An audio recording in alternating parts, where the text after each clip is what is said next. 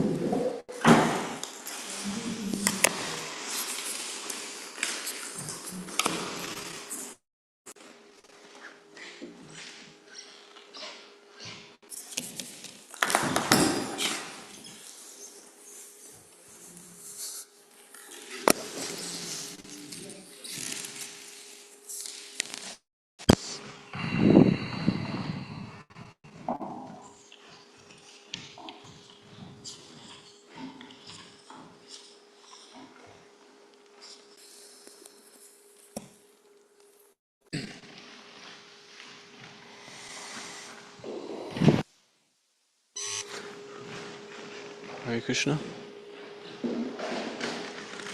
Can you give me my phone?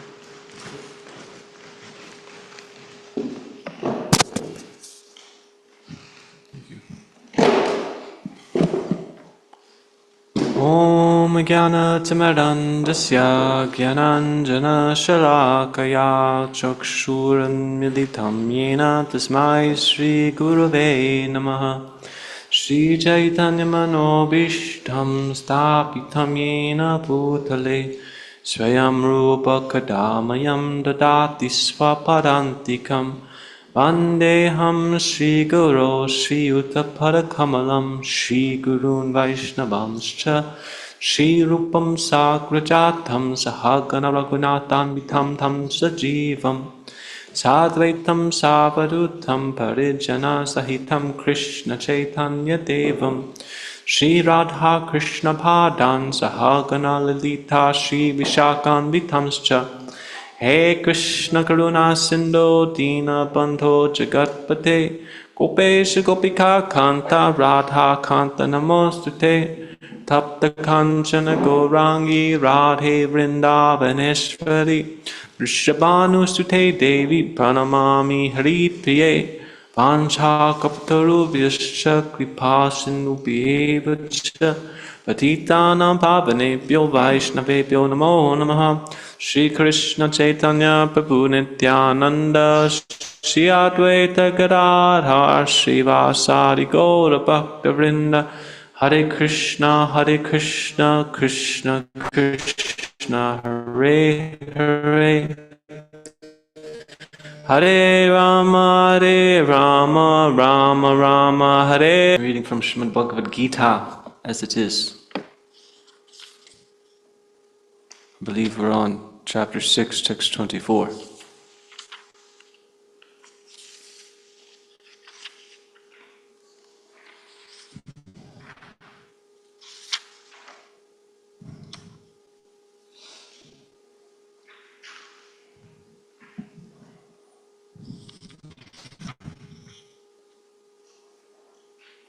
Okay, chapter 6, text 24. Sanischayena yoktavyo yoga nirvina chetasa sankalpa prabhavan kamam tyaktva sarvan asheshataha tataha. One should engage oneself in the practice of yoga with undeviating determination and faith. One should abandon without exception all material desires born of false ego and thus control all the senses on all sides by the mind. 25. Shanai shanar uparamed buddhyadriti grahitaya atma samstam manakripa na kinchid apichintayet. Gradually, step by step, with full conviction, one should become situated in trance by means of intelligence, and thus the mind should be fixed on the self alone, and should Yato nishchalati manaschanshalam astiram tatastato niyamyaitad atmani eva vasham nayat.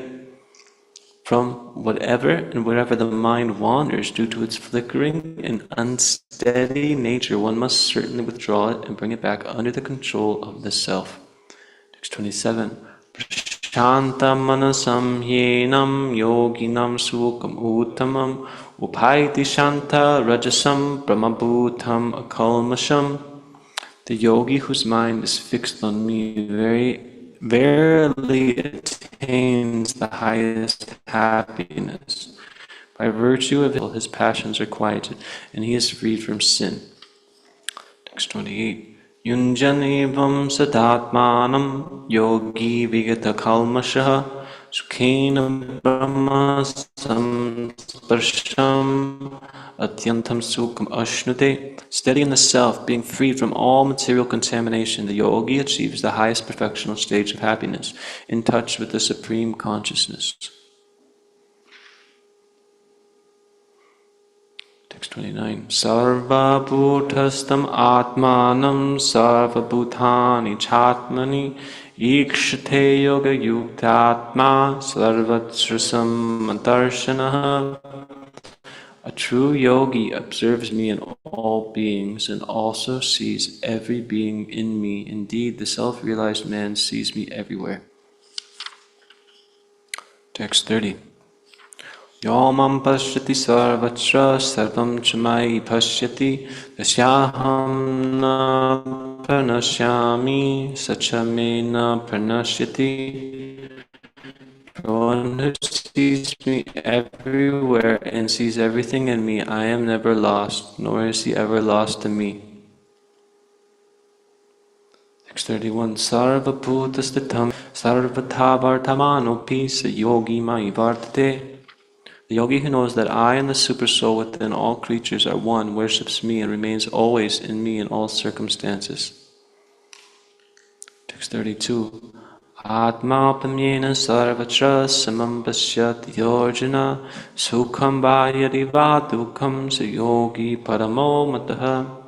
He is a perfect yogi who by comparison to his own self sees the true equality of all beings, both in their happiness and distress, O Arjuna.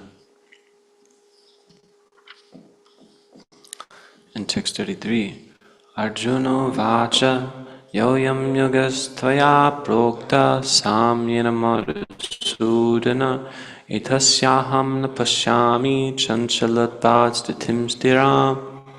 Arjuna said, O Madhusudan, the system of yoga which you have summarized appears impractical and unendurable to me, for the mind is restless and unsteady. So we'll go back to we'll read one more. Text 34. Chanchalam hi mana Krishna pramati balavadritam tasyaham nigraham manye vayoriva sadushkaram. For the mind is restless, turbulent, obstinate, and very strong, O Krishna, and to subdue it, it seems to me more difficult than controlling the wind. We'll go to text 24. Read the translation and purport by His Divine Grace A.C. Bhaktivedanta Swami Prabhupada. Srila Prabhupada Ki Jai. One should engage oneself in the practice of yoga with undeviating determination and faith. One should abandon without exception all material desires born of false ego and thus control all the senses on all sides by the mind. Purport. The yoga practitioner should be determined and should patiently prosecute the practice without deviation. One should be sure of success at the end and pursue this course with great perseverance, not becoming discouraged if there is any delay in the attainment of success. Success is sure for the rigid practitioner. Regarding Bhakti Yoga, Rupa Goswami says, Utsahan nishchaya dharyat tatat karma pravartanat sangatyagat satovrite Shadbir Bhakti Prasiddhyati. The process of Bhakti Yoga can be executed successfully with full-hearted enthusiasm, perseverance, and determination by following the prescribed duties in the association of devotees and by engaging completely in activities of goodness. As for determination, one should follow the example of the sparrow who lost her eggs in the waves of the ocean. A sparrow laid her eggs on the shore of the ocean, but the big ocean carried away the eggs on its waves. The sparrow became very upset and asked the ocean to return her eggs. The ocean did not even consider her appeal, so the sparrow decided to dry up the ocean. She began to pick out the water in her small beak, and everyone laughed at her for her impossible determination. The news of her activity spread, and at last Garuda, the gigantic bird carrier of Lord Vishnu, came to see the sparrow. Garuda was very pleased by the determination of the small sparrow, and he promised to help. Thus Garuda at once asked the ocean to return her eggs, lest he himself take up the work of the sparrow. The ocean was frightened at this, and he returned the eggs. Thus the sparrow became happy by the grace of Garuda. Similarly, the practice of yoga, especially Bhakti Yoga, and Krishna consciousness may appear to be a very difficult job, but if anyone follows the principles with great determination, the Lord will surely help, for God helps those who help themselves. Maharaj, if you'd like to make some comments, we would like to hear. So does anybody have any questions section? Because it's the words coming from the Supreme Personality of Godhead. But when we were reading these particular shlokas, I was just thinking, imagine if you just read this every single day, these shlokas. It's so convincing about what we're doing and how one should have that level of conviction. Krishna is describing that one should engage oneself fully, undeviating, with determination and faith, abandoning all material desires and born of the false ego, and control the senses. We come to the point of realizing we're not, or hearing that we're not the body. And some of us, before we come in contact with devotional service, we may have some level of perception or some level of awareness of that, but the realization isn't full. But if we're really pursuing that, what's the point of doing anything else? Anything that has any kind of temporary existence. It's just short-lived, and most of the things that we do in this material world actually create more problems than pleasure. Prabhupada, one time I was hearing, he gave the example where, take the body for example, in our hand we have this little pinky finger. If there's one body part, somebody would cut off right now, that might be like pretty close to the top of the list, and I could live perfectly fine without it. Probably wouldn't miss it so much.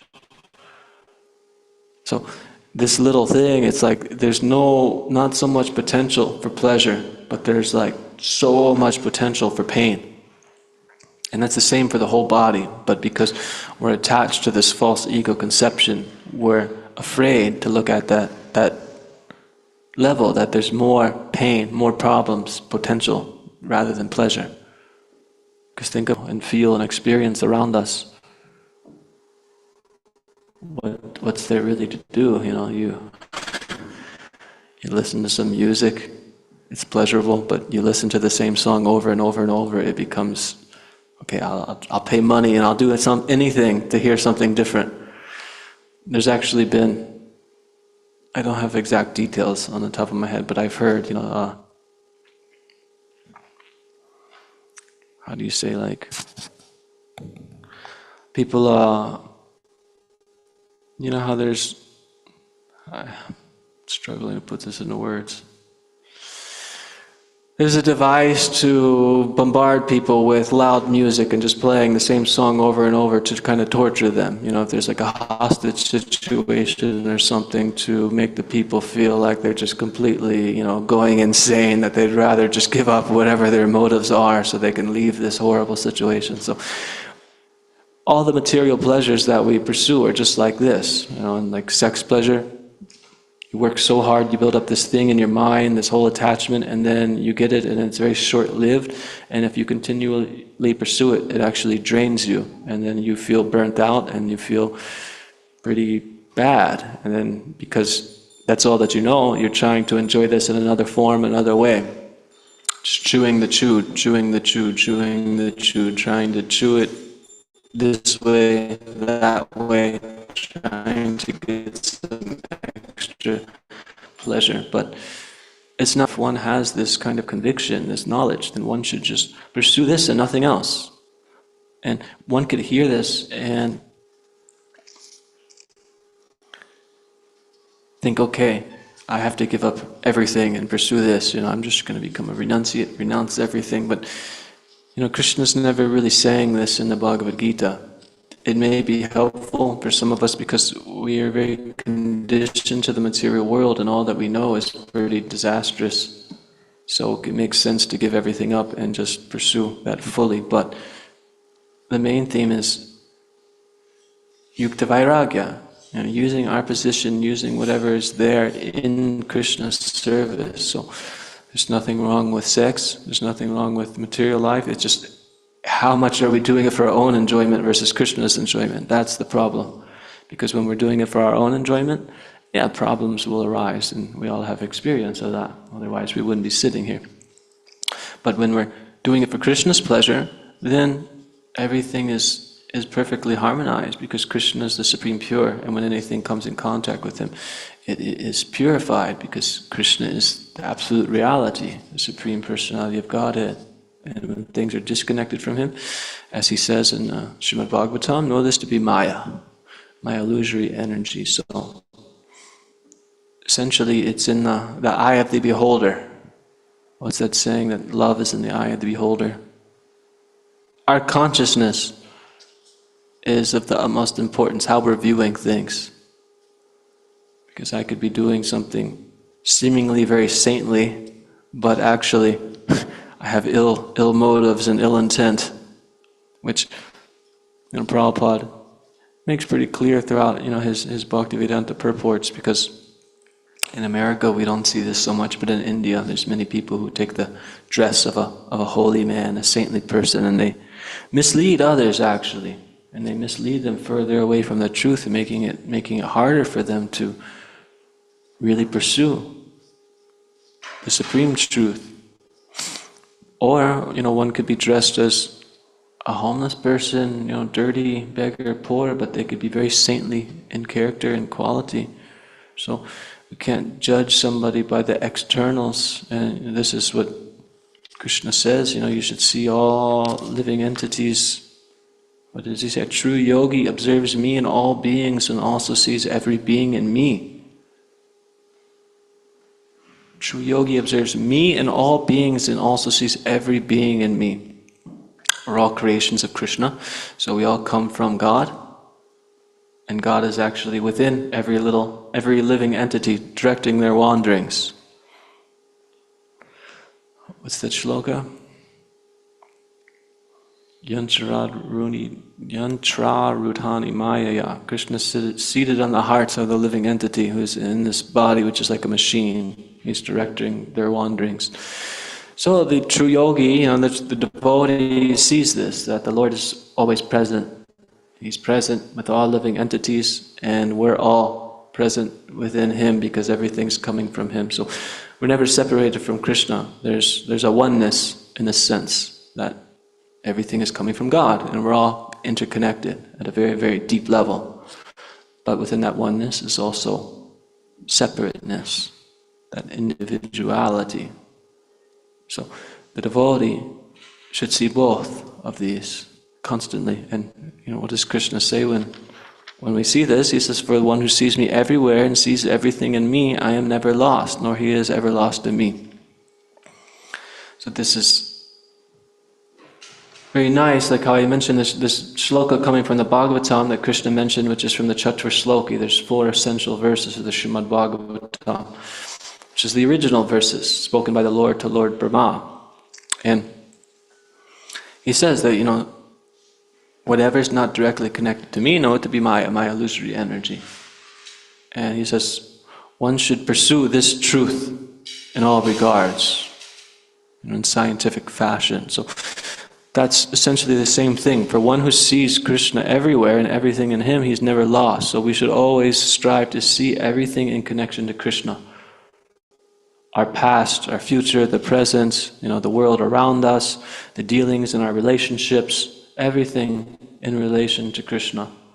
Because then when we're viewing it that way, it's a whole other dimension. For instance, I could be married and have a kid, and then I raise my kid and I work so hard and I spend my whole life working for this little person, and he could grow up to hate me or leave, or that he could die. I'm not in control. But I work so hard to do that, and I become obligated to do that. It's my duty. But there could be no fruit at the end. But if one's viewing everything in relation to Krishna, you see that there's a spirit soul sent here by Krishna, and it's your duty to help raise this spirit soul, in his human journey, his human experience, to become a devotee of Krishna. And this way you become, a bhakta leader, so to speak. So, as soon as we put Krishna into the picture, the center, then everything becomes filled with potential, like positivity. Whereas without that, it's just, nothing's really there. It's just a facade, this asat existence, temporary existence. You try to grab it, and it just, dissolves in your hands. There's nothing to actually grip. And this is why we're so frustrated and fearful in the material world, because we're trying to grip onto so many things.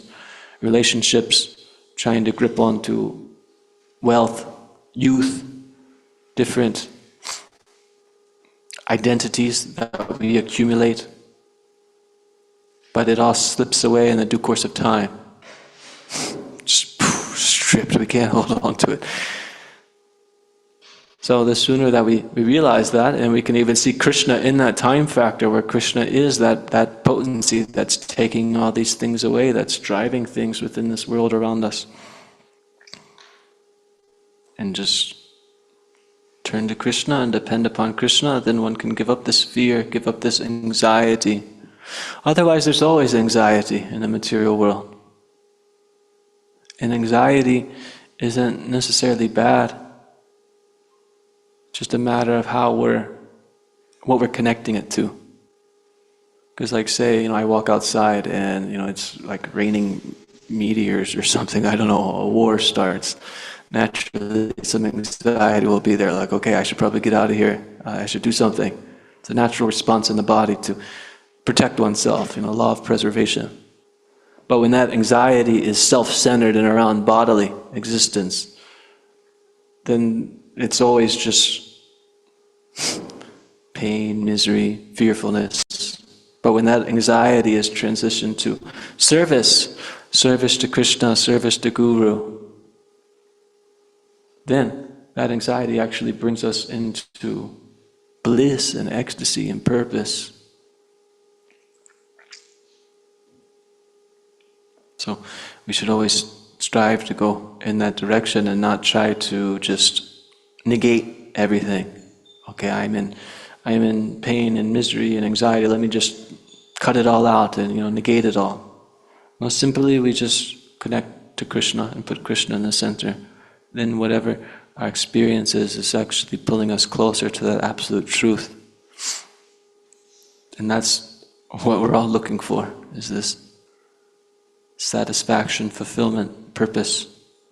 Otherwise, we'll go around and around and around and around and around in life after life, birth after birth, birth after birth, just looking for this fulfillment, but it will never be there. And if it wasn't for Srila Prabhupada bringing these books, who knows if we would ever realize that. So we should strive to be compassionate and look upon the fallen souls and see the situation that they're in. Everybody's suffering, everybody's filled with pain, everybody's filled with anxiety, and nobody has a clue of what to do, or nobody has a clue of what's waiting for them after death. You can read in the Srimad Bhagavatam, about the hellish planets. This isn't some make-believe, fictional story. This is reality. You can't just accept the good parts that are beautiful and poetic and nice and touch us in a sweet way. But also, the dark side is there of what happens if somebody chooses to turn further and further away from Krishna. But as soon as one calls out to Krishna, and Krishna is right there to swoop in and rectify his whole existence, purify him. And this is exemplified in this pastime of Ajamil in the 6th canto of the Srimad Bhagavatam. For those who don't know, I'll just say really shortly, he was a Brahmana. He was born in a Brahmana family, very pious, very saintly. He was trained to a very high way of living. Mantras, study, sattva gun, so on and so forth. But when he was walking in the forest, he saw this woman, acting very intimate with a man, which, in Vedic culture, it wasn't so common as it is today. Today, it's like you walk across the street, and we can see this on billboards and across, anywhere. So we got to be careful. But anyways, Ajamil saw this, and then he desired to also enjoy with this woman, and he did that, and he married her, and they just enjoyed sense gratification for years and years and years, and had many kids. And then he's very old and almost crippled in his later years, and he actually was getting ready to leave his body. And when he was, the Yamadutas came to get him. You know the Yamadutas? Yeah, they're the servants of Yamaraj. So they were coming with ropes and chains, to tie him up and take his subtle body, with his soul to its next destination, which was he's going to have to learn some lessons because he was too attached to sense gratification. But then he just called out the name Narayan, and immediately the Vishnu Dutas came, the messengers of the Lord. And then a long conversation ensued about these Yamadutas are sitting there and they're saying, this person is a sinner. He is very much a sinner and we've been sent here to take him away. This is very clear. There's no doubt about it. But the Vishnu Dutas made very compelling arguments that, no, actually, we've been sent here by Lord Vishnu. He's pure. He's supposed to come with us. So there's so much more details to the story, but in essence, if one sincerely calls out to the Lord for help, the Lord will be there. And we don't have to wait to experience that. We can experience that now, every day. A week from now when you're struggling, 2 years when that thing happens that comes to you that you're not ready for, and you get like rocked off your whole balance of life. Try it. Otherwise, we'll just be depending upon our own capabilities to figure life out, our own intelligence, our own mind. It's futile. It's just problems after problems after problems.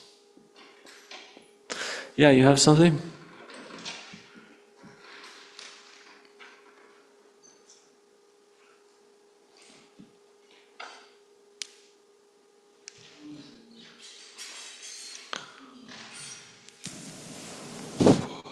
Krishna, Hare Krishna. Krishna, Krishna, Hare Hare. Hare Rama, Hare Rama. Hare Krishna.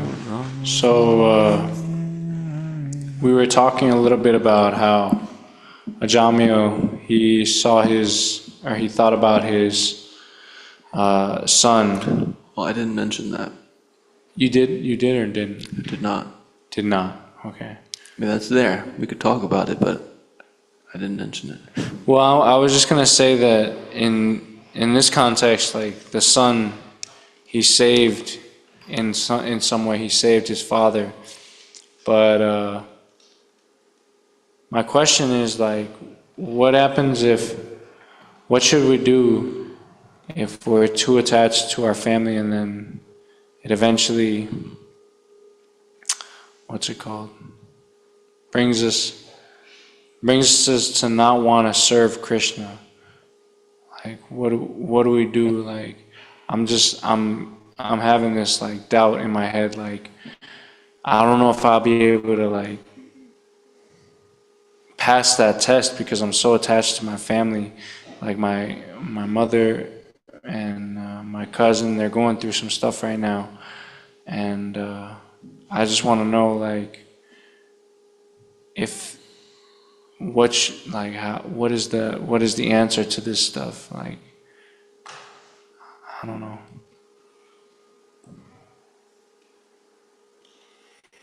Yeah. It's easy when we're young and healthy and leave home and take the devotional service, and my mom's okay, my family's okay.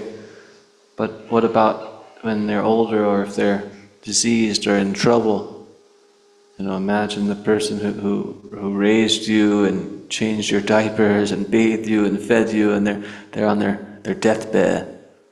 What do you do? Say, Mom, I'm too busy, I'm chanting Hare Krishna, that's Maya.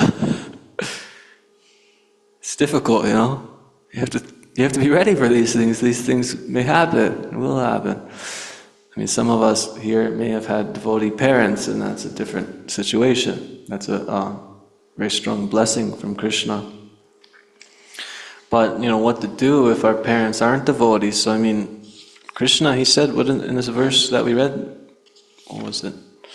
One should engage oneself in the practice of yoga with undeviating determination and faith. One should abandon without exception all material desires born of false ego. So the key word here is false ego. We have to realize that I'm not this body, and my family is temporary, but like I mentioned earlier, the perfection of life is not just to renounce everything in its entirety. Perfection is to see everything in relation to Krishna. So one could see, for instance, imagine my mom is sick on her deathbed, and this isn't really the case, but I'll just say it, imagine she's like inimical and she's like, doesn't like what I'm doing, and she doesn't want to listen, she doesn't want to hear about Krishna. But I could see that as, maybe this is, Krishna's blessing, maybe it's some kind of opportunity where they can actually hear about Krishna or make some benefit in devotional service. So the devotee should never leave Krishna, he should see everything in relation to Krishna and accept whatever is favorable for our advancement in devotional service. And Krishna may arrange situations for us to deal with that might be very, very heavy, but they're actually for the ultimate good for us to advance, because a lot of times we have so much deep-rooted emotional attachment and feelings that we can't just give it up on our own. Or some of us may be, more advanced, or however you want to look at it, and may be able to just cast away the material world and take up devotional service, and they're, tapping into this spiritual energy, and they just clearly see that this life is illusion and I don't want anything to do with it, and they focus on devotional service. But some of us still may be attached to the world around us and our family members. Family affection is very strong, and that's not evil, but we have to see it in connection to Krishna. Because the moment we start to see it disconnected from Krishna, this is Maya. And then what comes with that, that's what we have to ask ourselves. Is my desire coming from my affection for my family because I have a desire that I don't want to surrender to Krishna, and they provide a safe space for me to enjoy the material world? I go home and my family and their friends and say, "Why are you waking up so early? Why are you chanting so much? Just take it easy. Just, hang out with us, eat a pizza, and watch this movie. What's the big problem? Just be happy." Okay, you're not happy? Here, smoke this, then sit and watch the movie. Then you'll be happy. Stop worrying so much. So if that's where our desire is, or our attachment is connected to, then we have to see it for what it is. This is Maya. But if our attachment is there because, like I mentioned, this person dedicated so much of their life to selfless service for my behalf, which, it's the bodily, it's the body, but still, that's a deep dedication. So I may be attached to that person for this reason, and it doesn't mean I have to completely turn my back on them. But what's more important is that I don't turn my back on Krishna. So the more we can take that relationship and view it in light of Krishna consciousness, then there's a lot of potential for beautiful beauty and growth through the struggles and the pain and the problems. But if we're just looking for that shelter in our family, and they're not going to push us towards devotional service, then that's not so favorable. Ask another question. So I'm just wondering,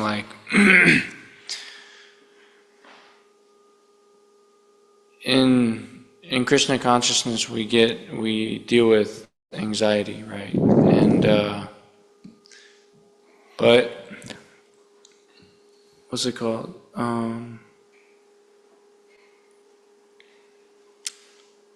So what should we do if we one day are feeling the pangs of material existence, and our parents, they tell us, why don't you just come with us? And we're so bewildered that out of nowhere we're just all right, I agree. I'm done. I'm just finito, I'm done, I'm finished. So like, how do we even respond to this kind of thing? Like, it seems like it seems like a possibility, you know, like this could happen. It is a possibility. Anything is possible. I mean, we can be swept away right off of our feet before we know it. Maya is very, very strong.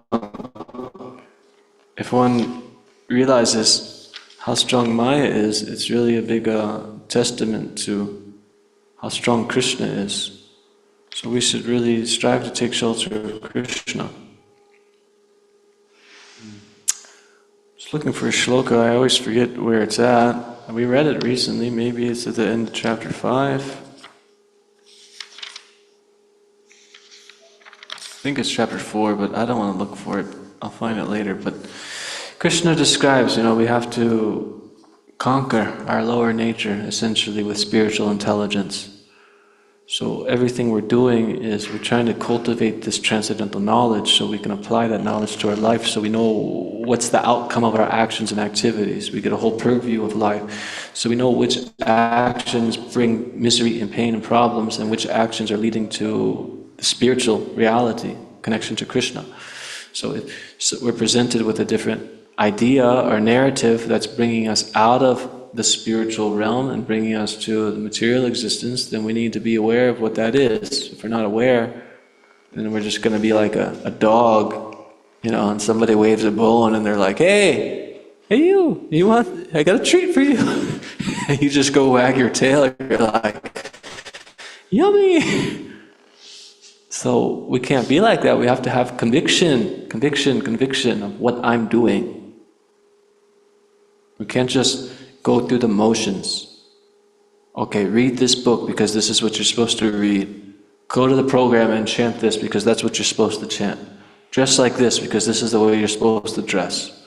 This is not good enough. Just dressing like a devotee is not good enough. Just talking like a devotee is not good enough. You have to understand why you're doing what you're doing. You have to question. You have to break down these barriers and understand the point of life. The point of life is to connect to Krishna. All these things we're doing are merely vehicles to help us to connect to Krishna. Tools. And it's very easy to just, okay, I came to the program, I'm on time, finally dry. And then I just space out the whole time during the program.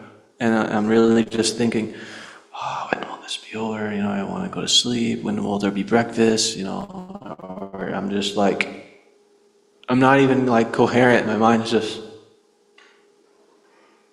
So we have to have transcendental knowledge so we can see things for what they are.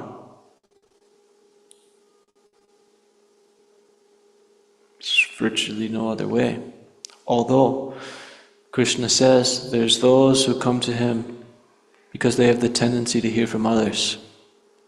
So if we're not so good at assessing this transcendental knowledge and applying it to our life, then if we simply take shelter of those who are able to, then it's the same thing. It's like, imagine, there's a big battle and, we're all fighting, and you may be like the big strong warrior, and I'm like tiny, I'm not going to fight people. But if I hide behind the biggest warrior in front of me, then there's no problems. So this is taking shelter of Guru. We need to take shelter of the Guru, we need to take shelter of the devotees. And if we take shelter of the devotees, then they'll always be able to help us. But what does taking shelter mean? That means being transparent and open. Because say the situation happened that you talked about. Your parents call you up and say, hey honey, I think it's time for you to come home. And you're like, okay.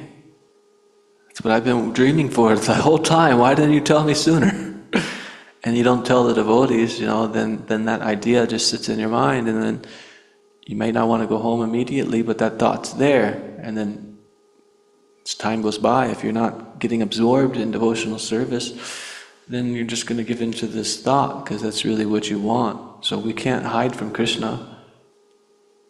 We can hide from ourselves, our desires, and pretend that they don't exist. You know, my mind's wandering about this kind of enjoyment, this thing, you know, this desire, that desire. And I'm like, no, those don't, no, my mind didn't go there. Hare Krishna, Hare Krishna. No, my mind went there. Totally went there. So we should be real with ourselves and real with Krishna. And pray to Krishna to help us with these things that we're dealing with. Krishna, you know, I'm lusty, I'm thinking about this person and, you know, wanting to do something that's not good, it's not going to help them, it's not going to help me, it's not good. Oh, I want to kill this animal and just slaughter it and eat it. Like, whatever we're feeling, we should be honest with. Because if we're not honest, how can we deal with it? We're trying to hide something. So Krishna wants us to be transparent and come to Him, and then He is the protector. It's like a parent and a little kid, you know, like, if the little kid's hungry, you know, he comes to the parent and says, you know, Mommy, I'm hungry, Mommy, I'm hungry. And it's kind of like a burden for the mom, but it's a burden of love. She's like pleased that, you know, her son came to her and, you know, in this mood, or any kind of problem you can imagine. Similarly, we all have problems, but we should turn to Krishna, depend upon Him. So if not, then you're always gonna try to take shelter of something else. Then, you know, that idea is there, okay, I'll go home and just enjoy with my family and kick back on the couch and eat some pizza and chicken wings. So,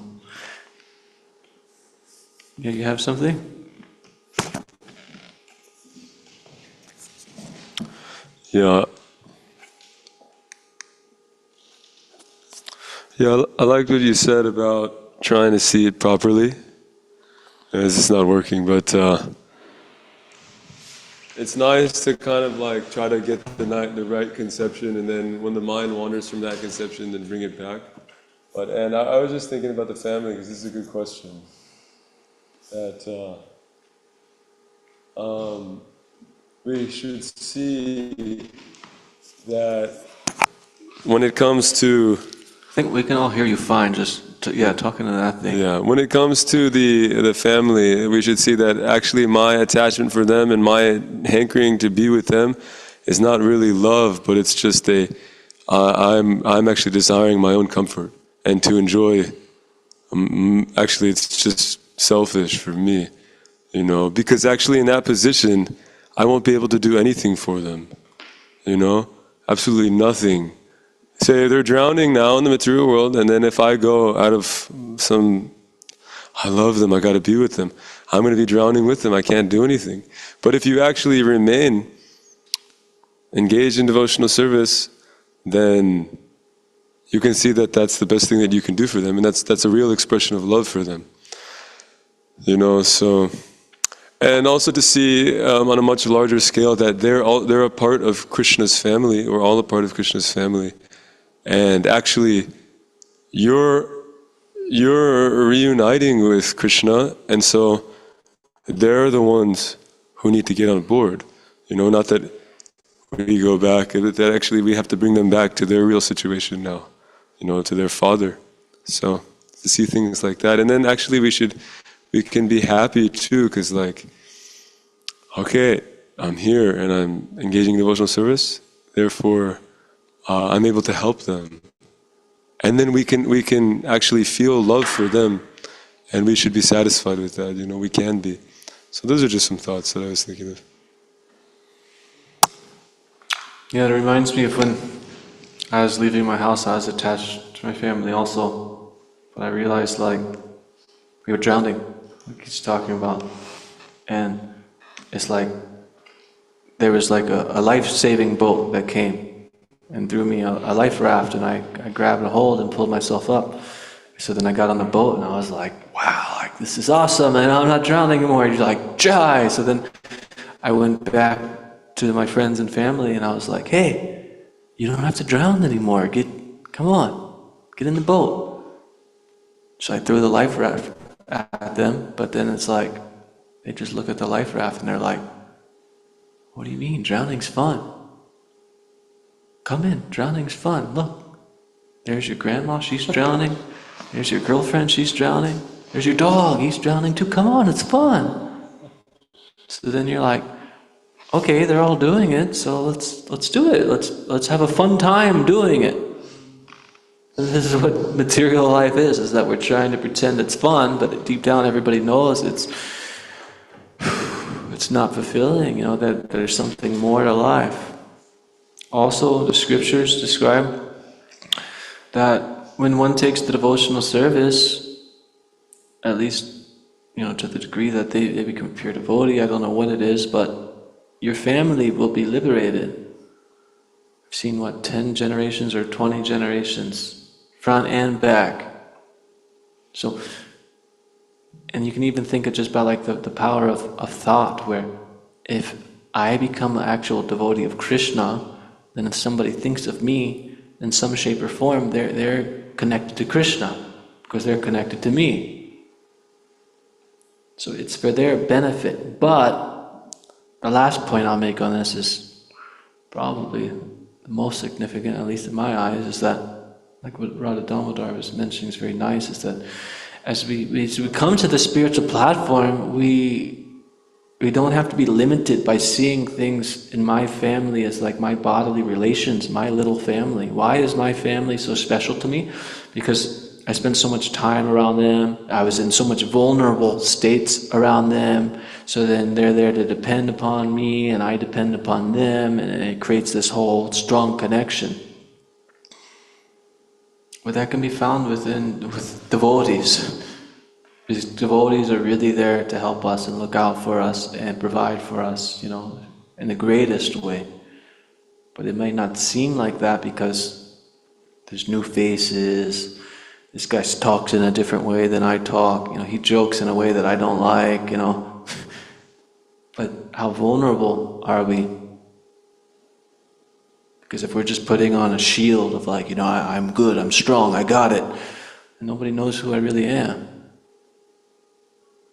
If all day I'm super in anxiety and super feeling all these lusty thoughts and this and that, but I'm walking around I gotta figure it out, I'm good. It's like there's a disconnect from reality, so then how can anybody really connect to us on a deep level? So that's why I stress, it's important to be real with where we're at, be real with Krishna in our prayers, be real with the devotees, be real with the Guru.